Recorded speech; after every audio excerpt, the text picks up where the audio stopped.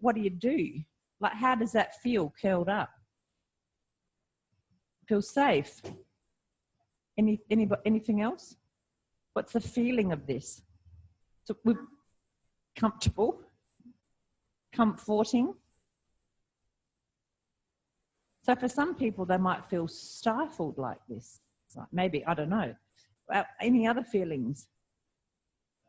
Sad? Yeah. Sleepy? Infantile.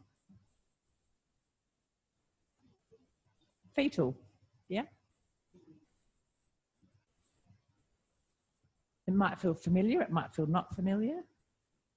So what's flexed in you? Think about the things that are flexed. We go back to the sensing. So that's the feeling of there's varied feelings around being flexed.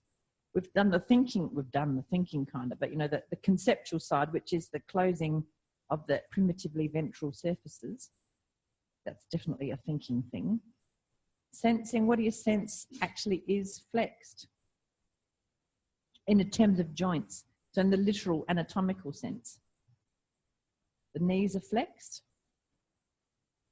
The hips are flexed. Yeah, so the belly is flexed. Yeah, the spine may or may not be flexed, looking around the room.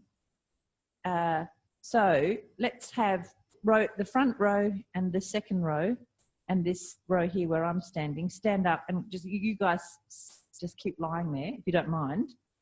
So here's the heads up. You're getting used to being looked at in a kind way. So look at people and see how much variation there is in terms of the spine being flexed or not. So some people a lot, some people actually not at all. Definitely the hips, definitely the knees, so that's consistent. What else is flexed? Some people's feet are pointed, yeah. The elbows, yeah, most people's elbows. Hands, yeah. Yep, most people are tucking their neck in, which is, yeah, so the throat is the belly surface of the neck, the vulnerable part, right? It's the primitively ventral part. So they're closing their chin down. Fingers, yep. Yes, the shoulders are forward, which is flexion. That are very different. I mean, Dan's not flexed in his elbow, but his fingers are flexed and his shoulder is flexed. Yep. So there's a closing forward as well. Yep. Yep, very flexed elbows, very flexed shoulders, tucked in. You're having fun. Okay, so you've looked at that. Now you go and lie down and arrange yourself in your flexion position, as it were. And then you three, 2 and a bit rows, can pop up and look at the variations. Look at what. So this idea that the spine is really flexed in some people, yes, in some people. So the spine, we talk about the spine like it's one thing. Well, actually, it's, you know, it's not. It's 37 things. But so again, see the difference. So look at spines. Look at the, you know, when I say spine, the vertebrae from the base of the skull all the way down to the pelvis. So what is consistent is the neck being somewhat flexed. Though in the case of, say, here, actually Julie's neck isn't flexed. The flexion is more in her thoracic. See how her neck is still open the other way, so extended. Whereas here, definitely, chin's tucked in, right? You could say that they're flexing in the front. We actually, interestingly, we don't talk about ribs flexing. Yeah, we don't talk about ribs much. Or in Feldenkrais, we'll talk about them a lot. But they yeah, because the thoracic spine flexes, goes forward, then the ribs close in the front and they open in the back. Yeah, we might talk about that when we. Yeah, so you're closing all the way in. Yeah, yeah. So that's what Linda's noticing in you, this real closing here. The shoulder girdle's coming forward and the shoulder joints themselves are flexing. Yep. Let's have a look at, So again, this one very flexed in the, upper, not so much in the lower spine. However, you can see the commonality that you all noticed, hips and knees, mostly elbows. Is every, not here. Chin's in, so that's where's the flexion of for the chin to come in, the flexion happens. Yeah. You noticed mostly hands, not always. So see, Gloria. Mates in some, not everybody. Definitely, some really clearly tucked in, not so much over there, maybe. Yeah.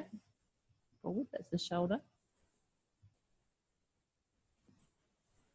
Very different. So ankles are where flexion gets a bit sort of difficult, because actually flexion of the ankle is this, is down. That's flexion. It looks like it's straightening, right? But actually if you use the definition of the primitively ventral surface, i.e. the soft bit, it's here, this is this. So it's the movement there. And that's our adaptation for weight bearing. So the flexion of the toes is this way. So if we ask Carolyn to flex her toes, it's curling. So when you grip the floor, or Anna can do it there, that's flexion of the toes. So that's a different movement. That's adduction. Abduction, we're ignoring that. That doesn't exist today. Tomorrow it might. We could discover it. No, we're not going to discover it for a little while. We're doing this in a very abstract kind of way. What else do you see? So, do we say lips flex? Not really. We say they curl and they withdraw and they lengthen. We don't really say they flex. Yeah, we don't say that they flex. Eyelids, they open and they are lowered and they raise. Yeah, different job. And mostly because those muscles are ring muscles. Yeah, they're round. So they don't close, they don't bend in that sense. They shorten. That's all a muscle can do, is shorten and lengthen. But they do a different kind of movement. Is that sort of... So this is an interesting one. This comes up, which Feldenkrais talks about. What is flexion and extension in the jaw? Well, it's not entirely clear. And again, it becomes an opening. And so the jaw muscle, if you let it relax, lengthen, it's a very attractive look like this. And then when it shortens, closes the jaw, it's this. So it's a muscle like the eyelid that works against gravity all the time. And we don't call it flexion and extension as such, because it's not in this kind of way of folding. Nostrils, so they open and close, so they flare. There's little nasalis muscles, and we don't call that flexion either. Yeah. So they're conventions. It's just a language. We can argue about it or not. It's just the convention. It's just the language of how we describe movement. Tomorrow we could do Laban, and well, I couldn't, but Zoran might. And it's a whole different convention of describing. It's a whole different kind of quality. There's a series of qualities of movements that you describe. But in this context, this closing off, this bending, this folding kind of idea, we call flexion. Therefore, extension is the opposite. So a joint that flexes can extend, so it lengthens. You could say it opens. Exactly. Yeah. So go back to your mat. Or unless you want to, yeah, go back to your mat. Sorry. Yeah. So, however, the movement that you just did with Zoran, when you're lifting your head up, now you could be obtuse and say, well, that's bending. You're bending backwards, but we call that extension, right? So that lifting up of your head and the arching of your back that way, we call extension.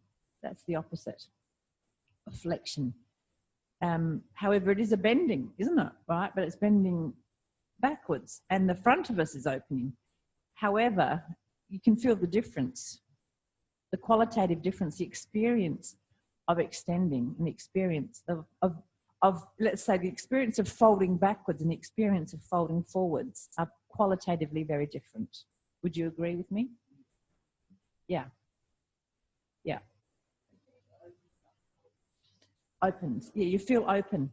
Yeah. So there's this qualitative experience of opening with extension and this qualitative experience of closing with flexion, even though, you know, arguably one is bending. Did you have a question? Yeah, I was going to share that.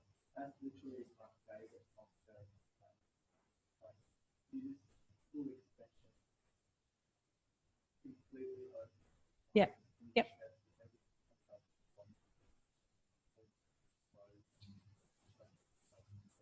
Yeah. Contrasting to this. Yeah. Yep. Yep. Yep.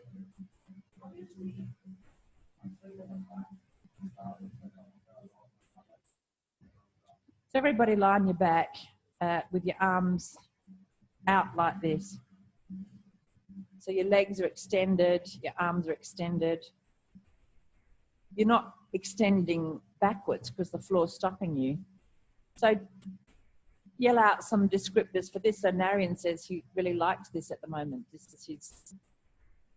Oh, it's wonderful. What's another kind of feeling around this? Freedom? Flattened? Did someone say death? Yeah?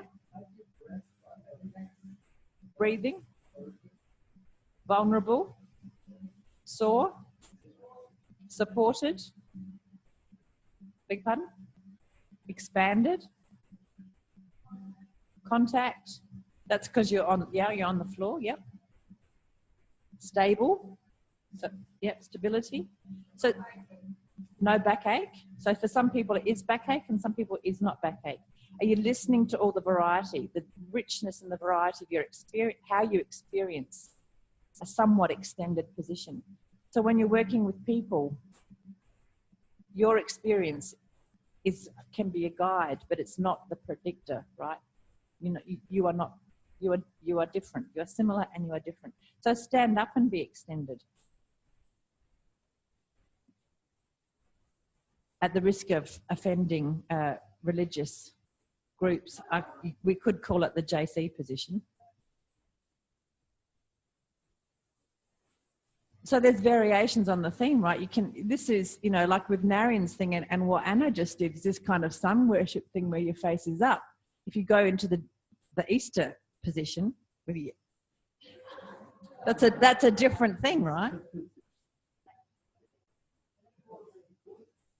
Yeah, persecuted and wrongfully accused position, perhaps, if, you know, the story's correct. So how does it feel in this position? So obviously the support isn't there. If anyone says that they feel supported in this position, I'd be very surprised. It's exposed. So it's not stable. If your feet are wide apart, true. So you can find stability here. It's stretched. Yeah. Yeah. So this is the thing for some people, to be really extended in standing is a lot of work, right? So therefore it feels effortful, and other people it doesn't. You know, you kind of float up and it's just, you know, it could be energizing, and other people it will be draining. Right, yeah. Exactly, if you've got a gut ache, it's, yeah, you don't want to go there. And, you know, if you're in Adelaide and it's 42 degrees, you don't walk around like this. This is not a 42-degree day posture in Adelaide. Am I right, Loretta? Jane? No, we've just had a little bout of that sort of nonsense. And the sun is not your friend when it's that hot. You know, it is something that you do this to. Right? You know, you would get your face out of it and you would get your little marshmallowy white soft bits, which maybe tells you more about my sun habits than any. I shouldn't have maybe confessed. I think that they're the pale bits, but anyway. Okay, lie on your back.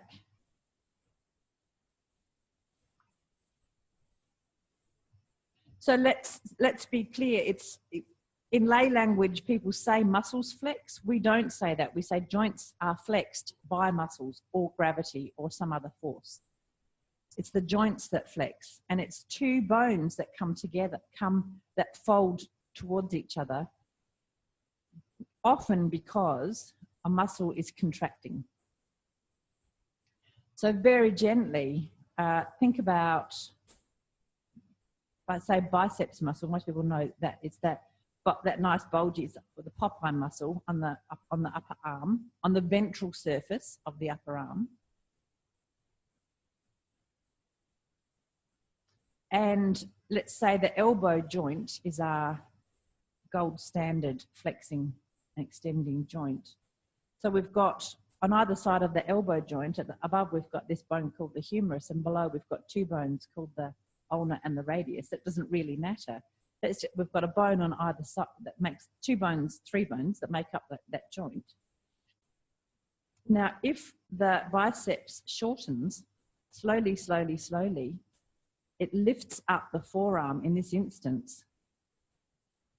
And you can so if you do it on the right side and just sneak your left fingers over and put them on the bicep, that front muscle. Have your arm lying on the floor though, because otherwise it won't work. What I'm getting you to do is lift against gravity. Very slowly lift the back of your hand off the floor so your elbow is flexing as the forearm comes away from the floor. Feel how that soft belly surface of the arm, the two surfaces come together. That's the feeling of flexion. And you can feel that as your forearm lifts, that biceps gets lively under your finger and it kind of bunches. Can you feel that? That bunchy feeling is the shortening feeling. And then it gets to a point, when you get to about 90 degrees, something weird happens if your upper arm is lying on the floor, where the bunchy stuff actually stops happening. And as your hand keeps lowering towards your shoulder, it's no longer the biceps doing it. It's actually gravity is now in a position where the hand could fall onto the shoulder. Actually, gravity would pull it onto the shoulder. So what we do to have the illusion of a slow controlled movement is the opposite movement. The triceps, which is at the back of the arm, starts working and lengthening, but in a controlled way to lower the hand into gravity. Now that, who knew? Well, of course, some of you do know. So it's complicated, right? It's not like a muscle that we call a flexor muscle, biceps, is always doing the work of flexion. It depends on gravity. Just like yesterday, when we were asking you to flex against gravity, trying, in that sort of way of bringing your elbows to your knees, you were flexing against gravity. So you could feel a lot of work in what we would call the flexors of your trunk, the flexors of your neck and the flexors in the shoulders and the flexors in the belly, and between the ribs and the hips. When you sat up, of course, you could just fall into flexion, right? It was funny how easy flexion was because gravity would just do it. You just drop your head. And in fact, to not flex forward and slouch, you work the extensors to keep you upright against gravity. Is that making any sense? Yeah. So it's complicated, and we'll keep going over this. It's, and arguably you don't even need to know this if you know the experience, but this is the thinking aspect of the sensing. And as Zara and I keep saying, it's the sensing feeling aspect that we're probably more interested in here. However, you've signed up for a training program, so you're going to get the thinking as well, whether you like it or not. So you can see that convention says we call biceps a flexor and triceps an extensor, but actually there's this point where they swap.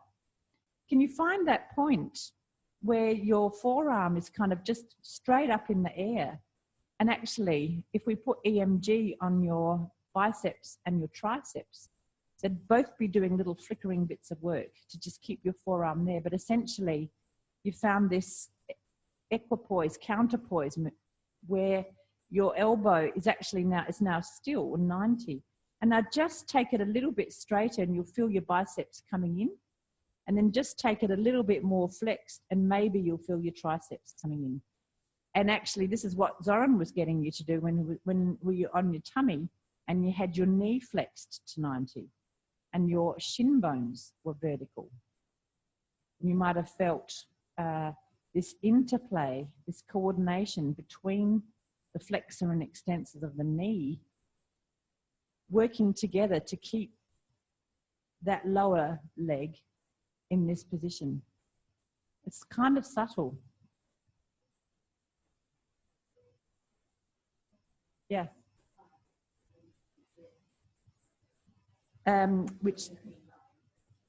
So your knee is flexed. Yep.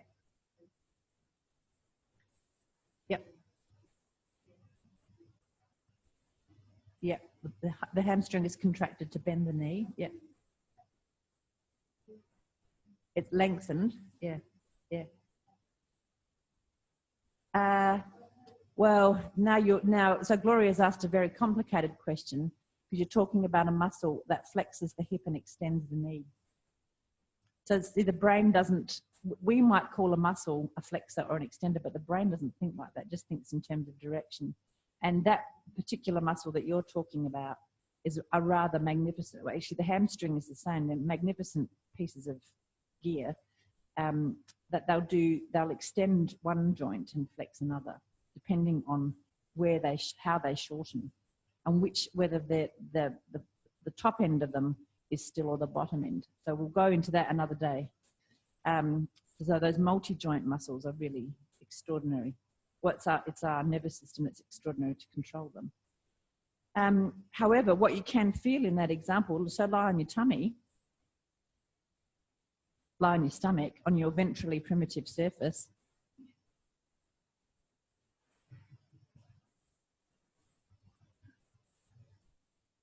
And quietly bend up one knee. So that's flexion of the knee. So the soft parts of the back of the knee coming forward. And the joint that is flexing is the knee. And you're holding the femur, the proximal part still, and the distal part is moving at the hip, at the knee joint, is doing the flexion movement. And I find that point, can you feel, if you go really slowly, you'll feel that the slow lift, the work, if you like, the effort that you're paying attention to is in the hamstring. So that's the muscle at the back of the thigh. And then you get to a point roughly where, and you know, Zoran observed that you all pretty much went to 90 degrees, which I'd have to say is that's a pretty marvelous thing to do, because most people lose their feet when they're behind them like this. Out of sight is definitely out of mind for a lot of people. And find that point where actually you can feel that the hamstrings aren't working so much.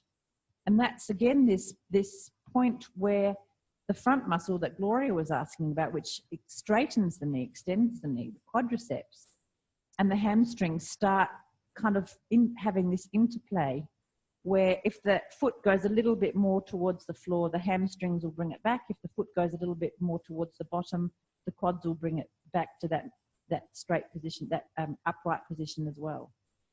So it's incredibly beautiful system where we have these sets of muscles that work together, and we say that they're antagonists, you know, from it's the Latin of, you know, working in opposite to each other. However, they're not antagonistic to each other, they work together like this. But can you feel that one flexes and one extends? So that's why we call them antagonists.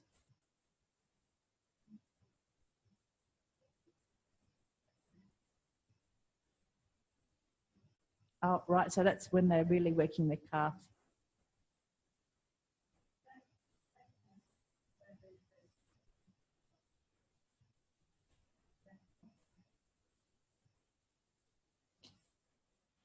Well, you know, the kids who toe walk, the jury's still out about why they do it. You know, so there's some people who say, look, these are often the little, it's because it's more common in girls than boys. In some instances, that, you know, are they tiptoeing around? You can see it in boys. You can see it in boys as well, which is Is it a neurological event? Is it a very mild kind of CP with some people? Is it a personality thing? Because you'll see people who walk around like this. And isn't that to do with a personality? You know, so, oh my Lord, yes, yes. Oh no, it was, but it's the nervous system telling them to walk on their toes. And you know, you can blame the poor old muscle, but it's the nervous system that's telling it to fire and walk short, work in a really shortened position. And is it, you know, is it a failure that they don't actually know what they're doing? You know, so it's kind of it's a lack of awareness that this is what it is. Yeah. So toe walking is a really complex thing. Okay, so we've got this idea that we've got muscles that we call flexors and extensors. However, depending on gravity, they might not be flexing. They might actually be extending. That's really confusing. How's your head going? Yeah. Yeah, gravity is definitely a force for good and a force for evil. Okay, so if you lower your foot slowly to the floor, your knee is doing what? It's extending, and guess which muscle is doing it? The flexor, the hamstring. Okay, so it's working slowly. Now, if you just let your foot drop, then nothing's working. That's just gravity having its way with you. So that's that falling kind of thing. If you slowly lower, it's the hamstring is working, lengthening. So it's a bit like the example that I usually give is if you're standing on the top of a cliff and you've got your mate on the end of a rope at the bottom of the cliff.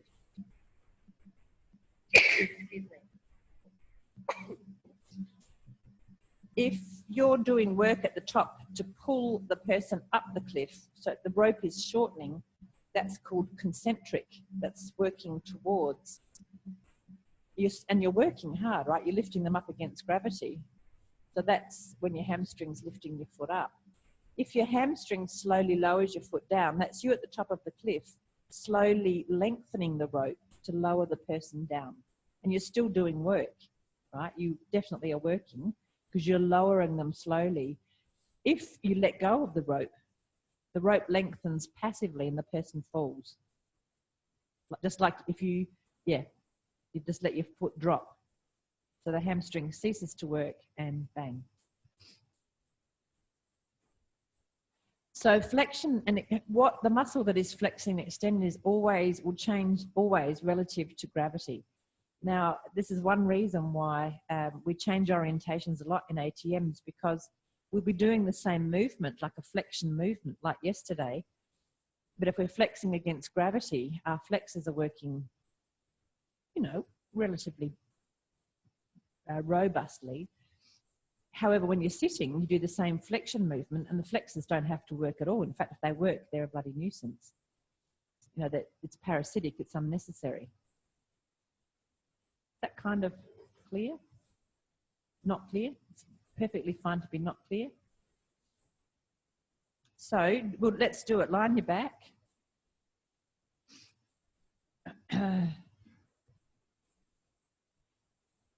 And bend your knees up.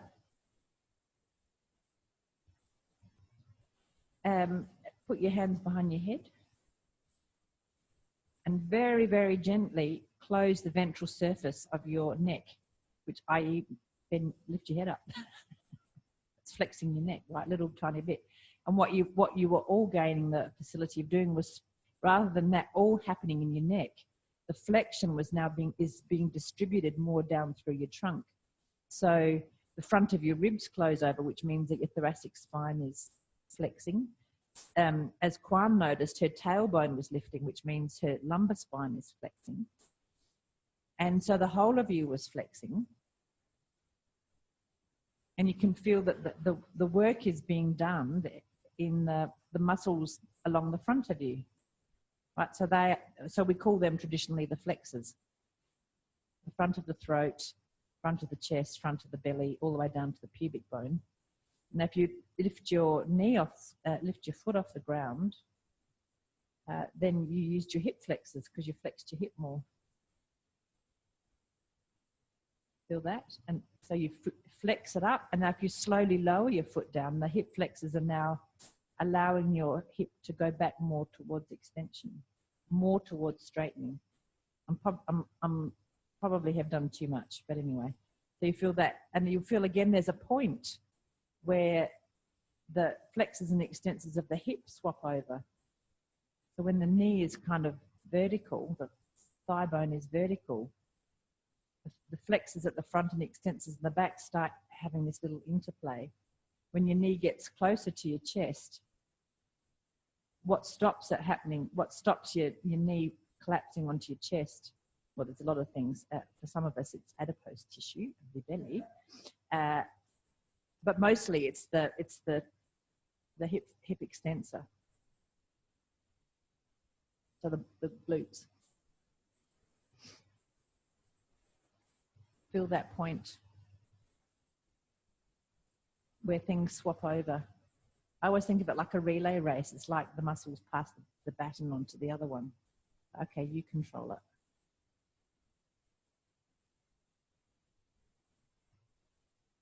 But get this idea that flexing is this closing up of the hip joint towards the chest. And then the opening of the hip joint is going towards extension, going towards being straight.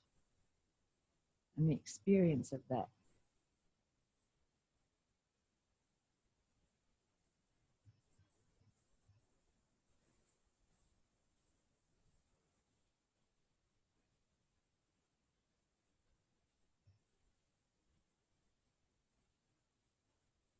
It's quite subtle, isn't it? You know, did you have any, we are so clever.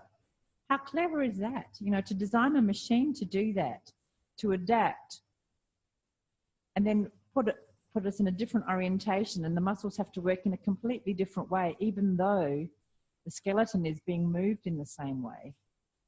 But because of the orientation to gravity changing, the whole organization has to change. It's fantastic. So our capacity to adapt is, you know, nothing short of a miracle. So some of you are starting to experiment with, say, flexing, extending your knee with your hip flexed. You can use that quad muscle to take your foot up to the ceiling. So again, you're extending the knee now, the knee extending. And then when you lower it into flexion, it's still the same muscle working eccentrically. The rope is being played out to lower the foot. Now, if you let the foot drop so you kick yourself in the bum, that just means you've let go of the rope and gravity's had its way with you.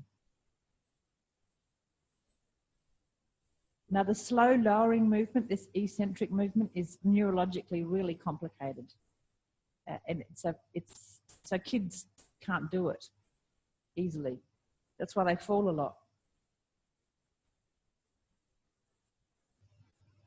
And so yesterday, when you had the experience that you could roll slowly onto your side rather than plopping, it's because you were gaining eccentric control. And it's a sophisticated kind of control. And to go that slowly, this interplay between the two antagonists is really sophisticated. So at this very basic anatomical, biomechanical level, Feldenkrais stuff is very sophisticated. And slow movement is smart, it's hard. Anybody can be ballistic. Anybody can succumb to gravity, you just stop working.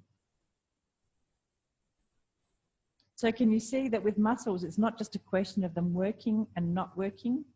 It's not a dichotomy. And so this is the metaphor for life. It's not like you work or you don't work. There are choices for work, for how you work, how much you work, where you work.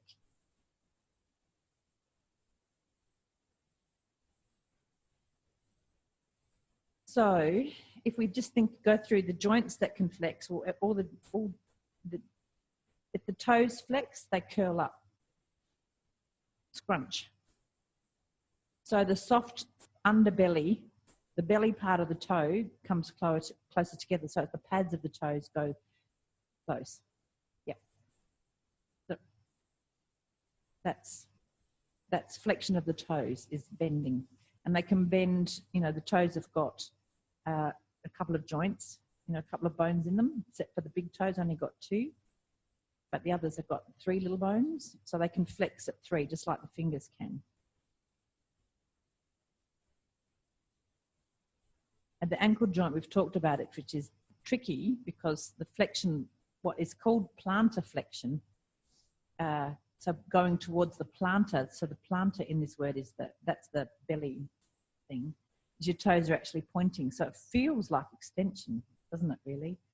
So then we call the other movement in the other direction. So when the top of the foot, which is actually the dorsum, it's the back of the foot, from a primitive point of view, comes towards the shin, that's called dorsiflexion, in the direction of the dorsum.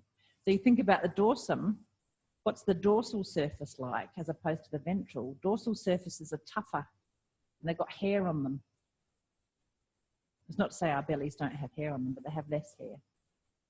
So the hairy part of your foot is the dorsum. The hairy part of your hand is the dorsum. And according to my, philosophy, it's usually darker skinned, not so pale. So we've got plantar flexion and dorsiflexion in the ankle joint, or the series of ankle joints. Yeah. But some people would say flex and extend your ankle. Okay, then the knee joint obviously flexes and extends. The hip joints obviously flex and extend.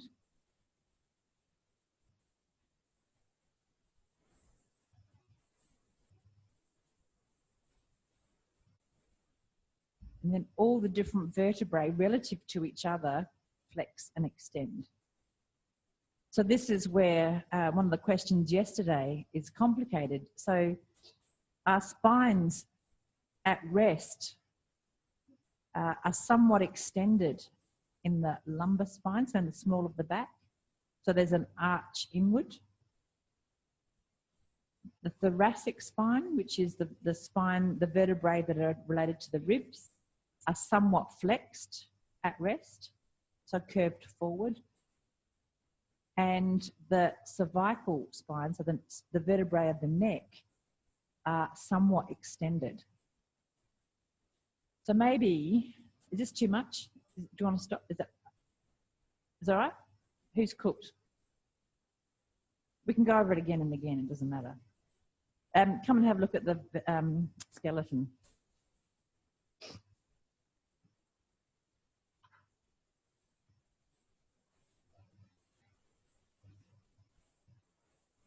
So in the standing position, this is the nature of the spine. It's not straight. So when people say stand up with a straight spine, tell them to go jump because it wouldn't be nice.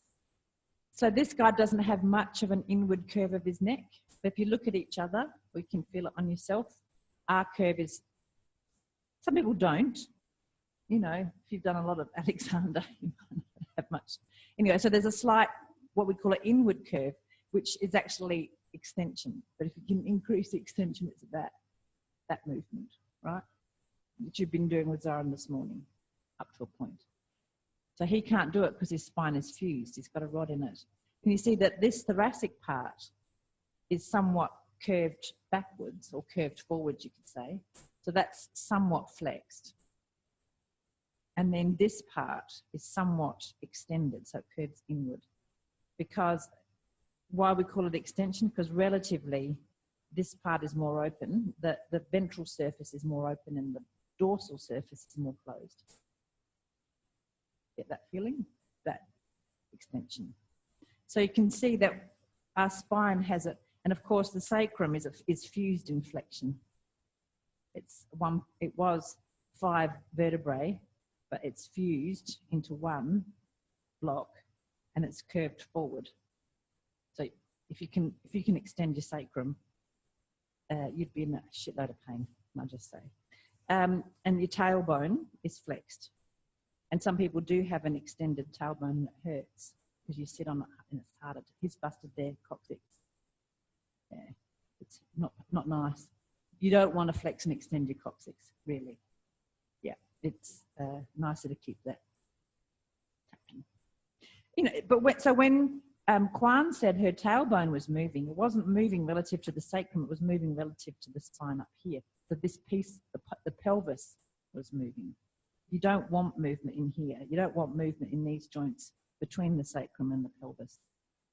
I have had them move in a car accident, and let me tell you, that's really painful as well. You have too. Yeah. Puts a little bit of a kibosh on walking for a while, let's just say. So we're not interested in movement in here. We're interested in movement here. Okay, so when we saw Sylvia rocking on her spine, her whole spine was flexed. You got that image in your mind?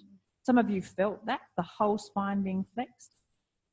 For some of us, having flexion throughout the whole spine is quite difficult because this part isn't necessarily good at flexing. It's just how it is, sorry? It doesn't want to, right? And sometimes it just actually mechanically can't because of this. Not necessarily, no. Yeah. Is it ideal? Depends on what, it depends on the function. If the function is that you want to rock on the whole length of your spine easily and not have that flat bit, it's nice to have it, but will life go on if you can't rock along your spine? I don't know too many jobs where that's a requirement. Or maybe, well, physical theatre. That, you know. So, yes, you know, we'll start, when you ask about what's ideal, we'll start to get evasive because it's always ideal in relation to what, ideal for what. And we don't mean to be evasive, but that's the truth of it. And Feldenkrais's kind of genius was, or his gift to humanity, one of many, was that he could look at somebody who the rest of us would, well, he would just call them crippled because his language was not PC. He'd just say, you know, I'm working with a couple of cripples today, because that was what, you know, we were talking about that. So that's why we don't let him loose on you all the time, because you just get shocked. But however, he would use that language, but there was nothing in it that was actually offensive, because when he saw someone walking, he saw how well they were doing. And he wouldn't, in his head, the way he describes people, in that sense, when he's working with people, is if they're an elite athlete, they've still got something that there's some potential that he can work with them, as well as the little child with cerebral palsy. Yeah, everybody's got this potential, and that's what he saw. So that was his kind of genius, is to look at people with that in mind and not look at them in a deficit kind of way. Like, you know, like I was watching a young guy rollicking up to the coffee shop this morning who's obviously got mild cerebral palsy and, you know, with very like this. However, he was doing a fantastic job because he could rock it along, and he looked, you know, looked happy and easy. Was it ideal? No. However, maybe it was the ideal for his nervous system, but I don't know that for sure because I haven't worked with him. But yeah, it's a big question. What is ideal?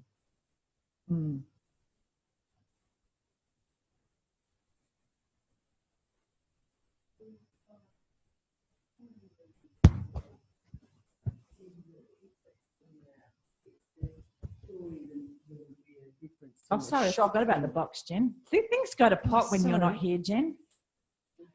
Do you feel needed? Do you feel, you know, yeah. If the spine is moving more flexibly in the pieces of it, yep, then it would mean perhaps that the shock of the body would be mitigated. Yeah, yeah. Look, and there's no question, to be able to distribute that along flexion and extension along the spine more equitably is a good thing. Because if this doesn't flex at all, then this has to flex more if people want to curl up into a ball. So then this becomes over flexing, and this, because this is not flexing. So then you get this inequity, and it's not necessarily ideal. But if that's what you've got, if you've got a fusion here, you know, you work with, there's a lot of people who, you know, maybe spontaneously fused, but there's even more people who have been fused with surgery. Even the last thing you want is to go and get them flexible where their fusion is, because, you know, they won't thank you for it, or the surgeon won't. So how do we then distribute it? Because what happens is that they don't move anywhere here. So they've had these lumbar spine fused, so they start getting really mobile at this one. So then our job would be, how can they be mobile all along this? So it's not this poor little bugger that has to do all the work to make up for the lack of movement here. That's just, but we're getting a bit technical. Yeah. Yes, so we are conveniently ignoring any other plane of movement. Oh, we could. So Philippa asked, is there movement in other directions? And we're ignoring all of the other directions of movement. And we're only talking about flexion and extension today, because that's what we're doing this week. Yesterday was flexion day, today's, you might have noticed, extension day. We won't always be this prescriptive. It's lateral flexion. And now I'm going to ignore you. Because I don't want to talk about it. So you're right, we move in other planes. Now the other convention from a biomechanical point of view is that this is the frustration of learning biomechanics, you know, academically, is that it's like the body moves in a plane. And of course, the whole revolution of Feldenkrais is that we recognise that we don't walk around. If we walked around looking like only flexion extension, that's what a robot looks like, because it doesn't have all the fancy things that I don't want to talk about. Right? Robots only flex and extend, because the joint, for a joint to move in another plane is so complicated, because it adds what we call another degree of freedom. And the more degrees of freedom you have, the harder it is to control. So the more sophisticated your nervous system has to be. So that's why today we're being robots, and we're just flexing and extending. We're just doing this. Now that's how we're walking. Even then, I'm rotating a bit, but let's not go there. So think about it as that kind of robotic motion. And the plane of movement, you think about where the sweep of movement is, it's in this plane, right? So I'm flexing my shoulder and extending my shoulders going back. And see, the arc of movement is in parallel with the side wall. So this is the plane of action of flexion extension, assuming that we're stuck in one position, which is what anatomical and biomechanical texts do. This plane is called the sagittal plane. However, you know, we can flex and extend in a different plane. Like if I turn my arm like this and flex, it's clearly not the sagittal plane, but that's why we're not talking about rotation, because it just makes it all even more complicated. So let's just say there's this plane of action. So it's this kind of forwards, backwards plane. And then there's an axis around which we move. So if I look at the shoulder here, the point around which that moves is an axis that goes like that. So if I was making him as a machine, that's the axis, yeah. No impingement here. So there's an axis that goes in that direction. Now that's not that necessary to understand, but we'll put some stuff up online about planes of action and axes of rotation, so that you can start thinking about it. So the shoulder has a lot of rotation.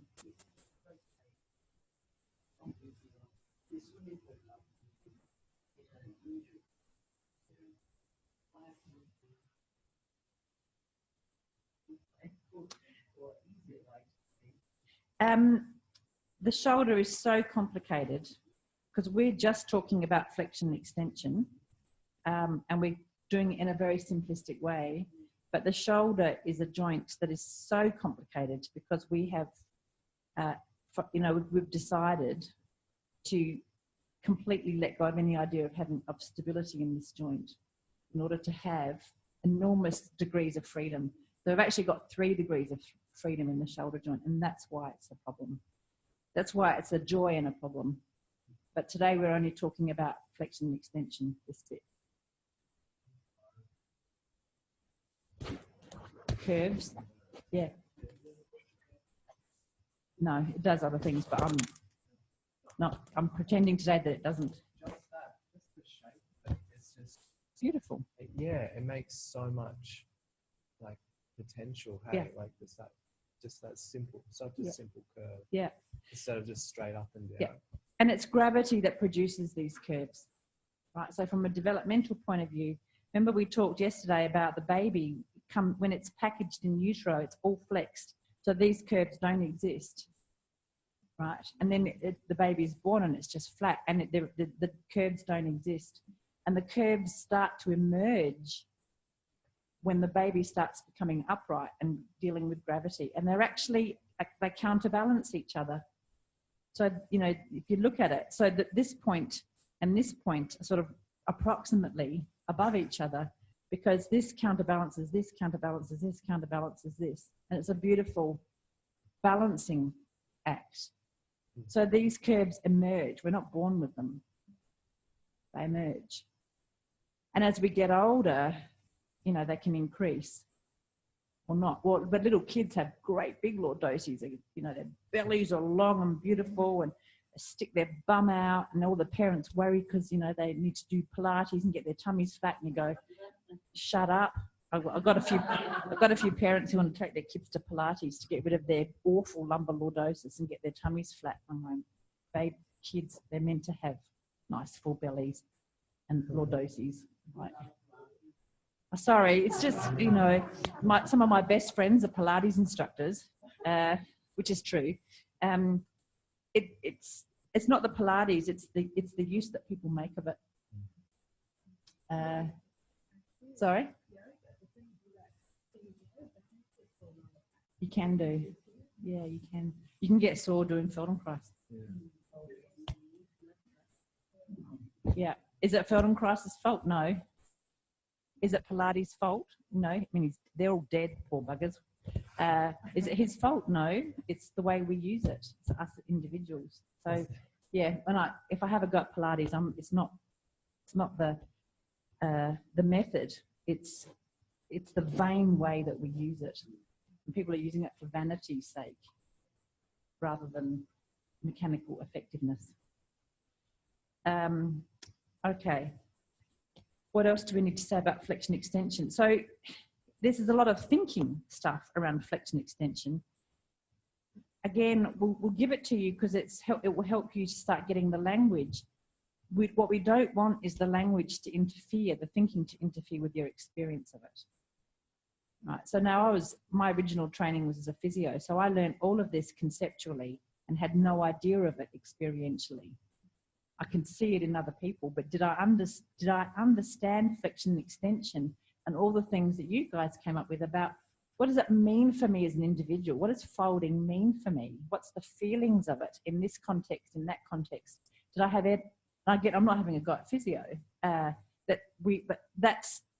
That discipline is biased in the other direction. It's all thinking and very little internal awareness of what I'm doing as a practitioner. Does that make sense? Sorry? They're all valid. They're different. They're putting an emphasis on different things.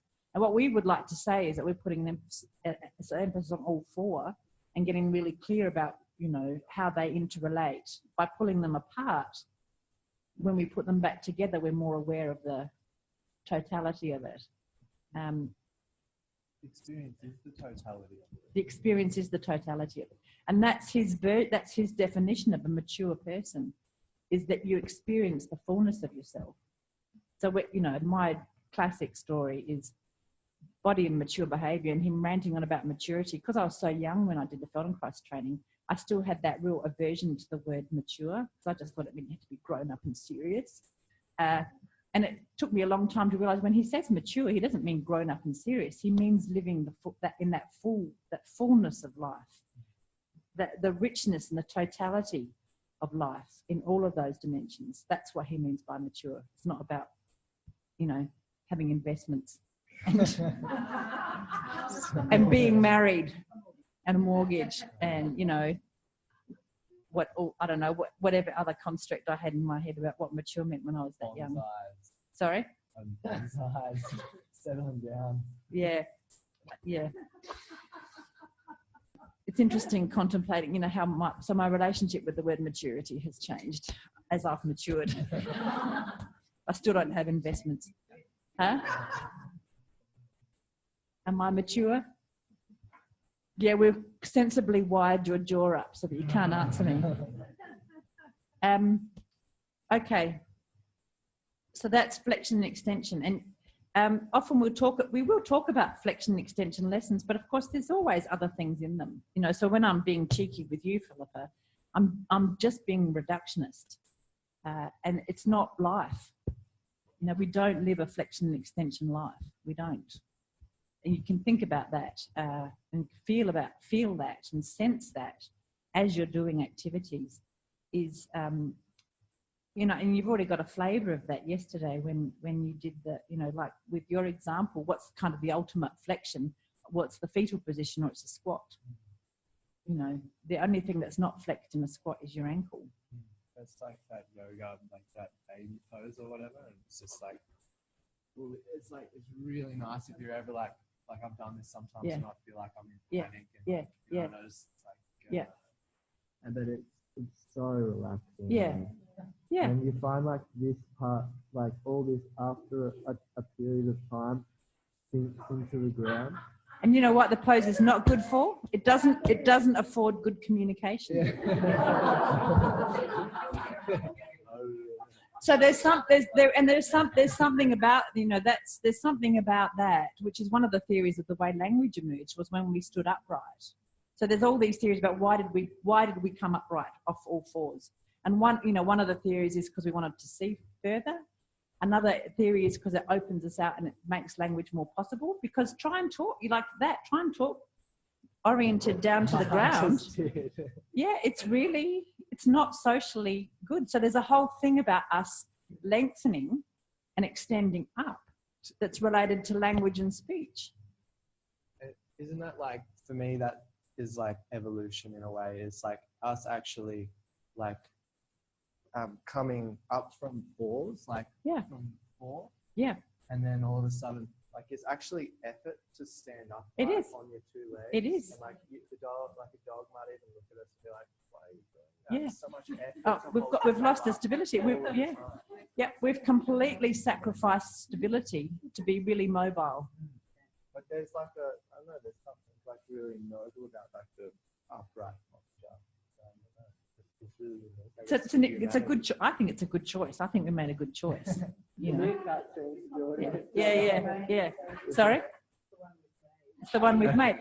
What we've sacrificed is we've exposed our bellies, though, so we're vulnerable. Huge, but not fragile. So our breasts and our genitals are more exposed. Whereas if we'd stayed on the floor, then our feeding and reproducing apparatus are hidden, right? And our throat is hidden. But then we lose. If I taught a class like this all the time, how charming am I like this? How engaged do you feel? Not very. If you didn't know any different, yeah, that's why cats and dogs, they don't really hang out, do they? That's why they don't do coffee. This affords us coffee, right? And then, of course, the other big thing, standing on two legs, it frees up our hands. Yeah, and then we've got our nice disposable thumbs. No, they're not disposable. Opposable. So that's survival. Always. So, sure. Survival and more. Yeah.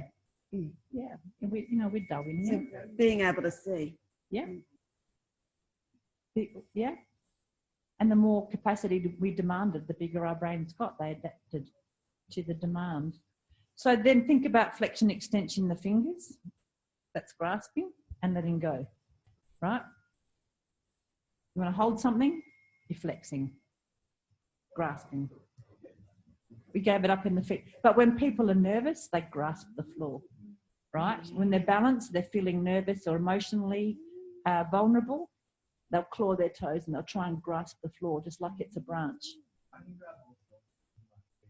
Yeah.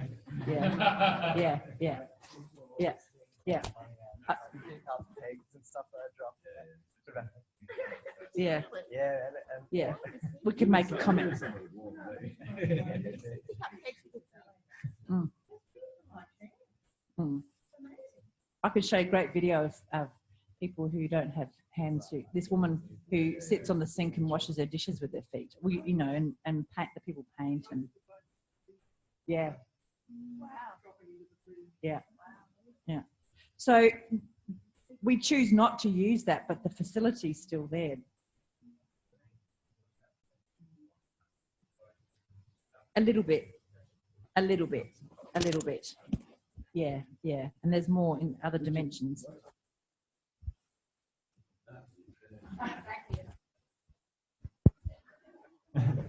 Thank you. Yeah, when you step, your foot actually goes from flutter to actually bending. Yeah, you do get flexion within the foot, up to a point. Yeah. Sure, as soon as you put your shoes on kids, it disappears from their nervous system. All those little joints are taken care of. The shoe takes care of those joints. That's why we wear them. One of the reasons why we wear them. It's always a compromise, isn't it?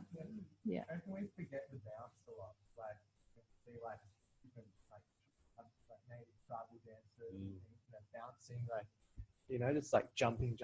Yeah. And I also saw like this sprint runner. He was telling me he always trains with bare feet, and it's just because just doing that over like habitually and just. I just guess like, just those muscles. The bouncy part of flexion extension. Yeah, that's right. So the timing of flexion extension is a bounce. Mm. You know, there's a slow folding and a slow unfolding, but if you do it fast, you're bouncing. It's good, eh? You know. We forget. Can I ask you a question? If we sit like this, so we get this muscle working for the neck, so we can flex, extend. But there are people who sit like this. Yeah, I'm not going to answer that question because you've gone into a different plane. Oh, You're getting the idea? I'm only sagittal plane today. If you do that, you're a deviant. So you and Philippa are deviants, and I'm not talking to you. You're deviating from my sagittal fixation. Computer phone stuff. It's flexion extension in the sagittal plane. But because we're using phones and computers so much these days, instead of extending the neck, we're tending to, well, you can do both really. Some people overextend more. Yeah, you extend, you're looking you're extending high up. So put your hand on your neck. And so the top of your neck is extending and the bottom of your neck is flexing.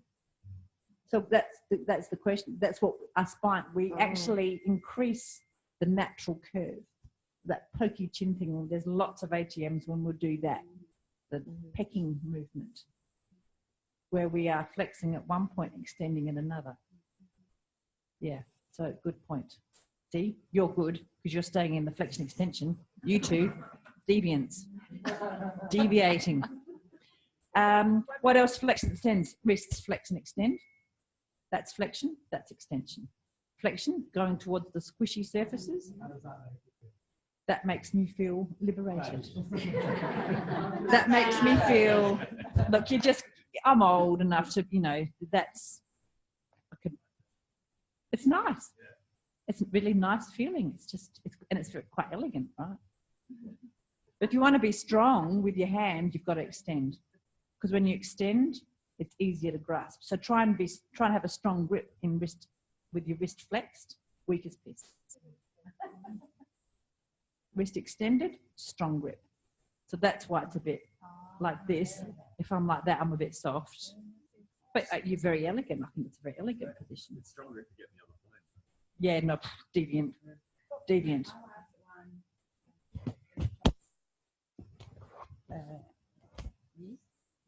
This one? Yeah. Yeah. Yeah, so you're just flexing at the metacarpal joints where the fingers join onto the hand, but you're extending at the interphalangeal joints, so the joints within the fingers. And that's a really interesting, apart from, but that's holding cards, that's holding a newspaper, it's holding a book. It's the grip actually that is nicest for massage and how picking people up, because if you flex everything to pick somebody up, it's grabbing, you're using your fingertips. So you'll see us going, soften your hands and do what Sylvia's doing, where you're gripping more with the flexion within the hand. And there's a lot of lessons that we'll do to get that softness in the hand, which is what you're talking about in the foot. To get the softness in the hand, that's one of the magic tricks that Feldenkrais practitioners have, not exclusively, other manual therapists have that as well, but that softness in the hand, the ability for the hand to be soft throughout is what makes our touch so nice. Well, it can be nice, except when we're going like that. Like that. No, it's Thai massage. No. All right. What else do we need to say about flexion extension? So this is flexion of the shoulder. That's extension of the shoulder. Why? It's just convention, because this is more the ventral surface. So we're not really closing it off. So you would argue that that's flexion, but we don't call it flexion. It's calling it something else. We're not talking about that because that's deviate.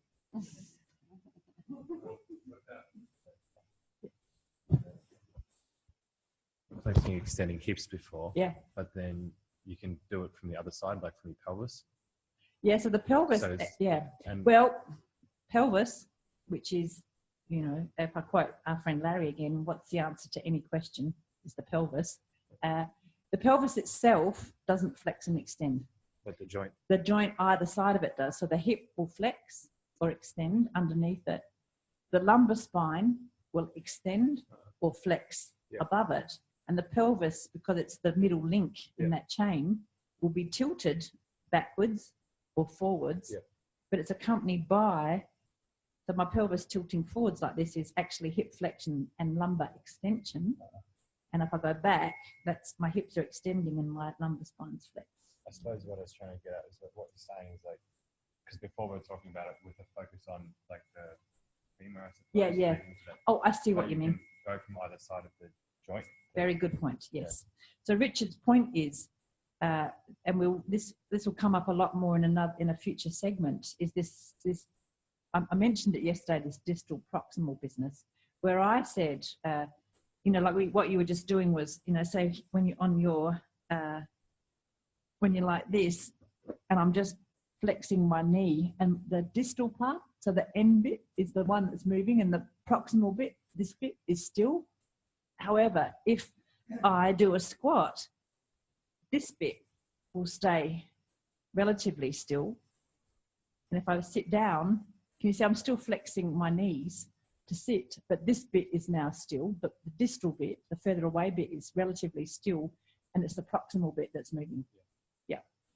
So it's still knee flexion, but it's a whole different way of the muscles working. Is that clear? The bone, the skeletal movement is still the same. The knee's still bending to 90, but it's a very different experience. You could do it. Well, it's the same experience as sitting and lying, bending your head up.